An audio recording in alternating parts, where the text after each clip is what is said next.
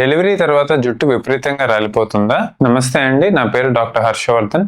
Pogathota Harsha skin cosmetology laser centre లో అన్ని రకాల హెయిర్ ప్రాబ్లమ్స్ కి వైద్యం అందిస్తున్నాను. సాధారణంగా డెలివరీ అయిన 3వ నెల నుంచి 7వ నెల మధ్యలో హెయిర్ ఫాల్ అనేది చాలా ఎక్కువగా ఉంటుంది. దీన్ని పోస్ట్ పార్టమ్ హెయిర్ లాస్ అంటాం. ఇది చాలా కామన్. 100 మందిలో 90 మందికి ఖచ్చితంగా ఈ ప్రాబ్లం అనేది వస్తుంది.